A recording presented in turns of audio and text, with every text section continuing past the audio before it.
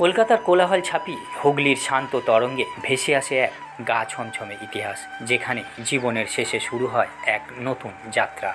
সেই স্থানেই দাঁড়িয়ে আছে এক রহস্যময় শিব মন্দির, ভূতনাথ শিব মন্দির। গঙ্গার পাশ দিয়ে হাঁটতে হাঁটতে হঠাৎই যেন সময় থেমে গেল। শান্ত নির্মল বাতাস আর ধূপের গন্ধ সব মিলিয়ে এক অন্য জগতে প্রবেশ করলাম। উত্তর কলকাতার আহিরিটোলায় নিমতলা শ্মশানঘাটের পাশে হুগলি নদীর পাড়ে প্রতিষ্ঠিত এই মন্দির শুধু শিব ভক্তদের নয়, বরং সমস্ত আধ্যাত্মিক পথিকদের জন্য এক পবিত্র গন্তব্য। শোনা যায় বহু বছর আগে এই জায়গা ছিল এক নির্জন শ্মশানভূমি। এক তান্ত্রিক সাধক এখানে তপস্যা করে শিবের দর্শন লাভ করেন। সেই থেকেই এই স্থান হয়ে ওঠে তীর্থস্থান।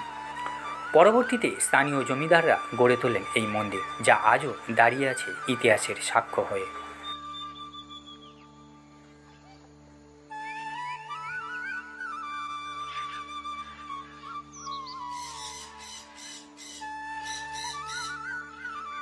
এই মন্দির ঘিরে আছে নানান লোককথা। অনেকে বলেন রাতের বেলা মন্দির থেকে অলৌকিক শব্দ শোনা যায়।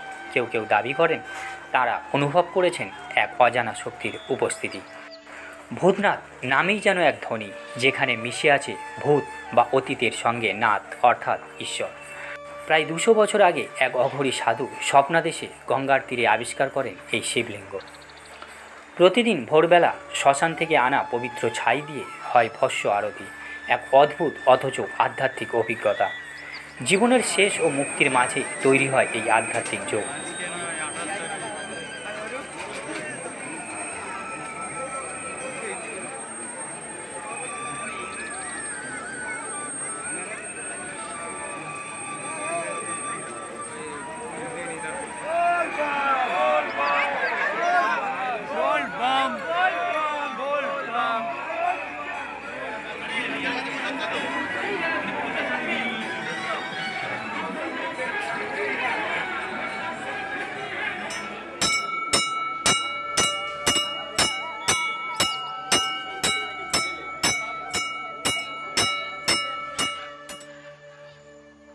মন্দিরের গর্ভগৃহের চারপাশে, অর্থাৎ যেখানে শিব মূর্তি স্থাপন করা হয়েছে তার চারপাশে রূপালী ব্যারিকেড বেশ আকর্ষণীয়। আপনার সামনে কোনো বিশেষ দিন থাকলে আপনি অখণ্ড জ্যোতিকক্ষ থেকে আশীর্বাদের জন্য অনুরোধ করতে পারেন। বিখ্যাত ভাস্বরতী অনুষ্ঠান ছাড়াও প্রতিদিনের সন্ধ্যায় ফুল দিয়ে ভগবান শিবকে সাজানো হয়। শ্রাবণ মাস কিংবা মহাশিবরাত্রিতে এই মন্দিরে লাখো ভক্তরা ভিড় করেন। সারা রাত ধরে চলে পূজা, ধ্যান, সঙ্গীত আর হর হর মহাদেবের ধ্বনি। এই মন্দির শুধু ধর্মস্থল নয়, বরং উত্তর কলকাতার এক ঐতিহাসিক চিহ্ন, যেখানে প্রাচীন শহরের গলি আর মানুষের জীবনধারার সঙ্গে মিশে আছে শিবভক্তির ঐতিহ্য। ভূতনাথ তিনি শুধু শ্মশানের প্রহরী নন, বরং জীবনের ভয়ের সীমা পেরিয়ে নতুন পথ দেখানো এক নীরব আলো।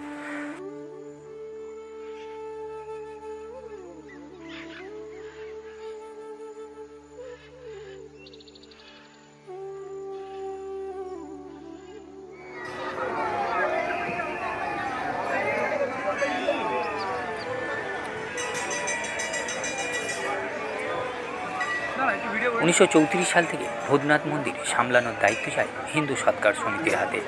তার আগে এই দায়িত্ব ছিল মল্লিক সম্প্রদায়ের হাতে। তারাই এই মন্দিরে ভিত প্রতিষ্ঠা করেছিলেন। ভেতরে রয়েছে বিশাল শিবলিঙ্গ আর আশেপাশে ছড়িয়ে আছেন ভক্তরা। কেউ পুজো দিচ্ছেন, কেউ ধূপ জ্বালাচ্ছেন, আবার কেউ চুপচাপ বসে আছেন একান্তে।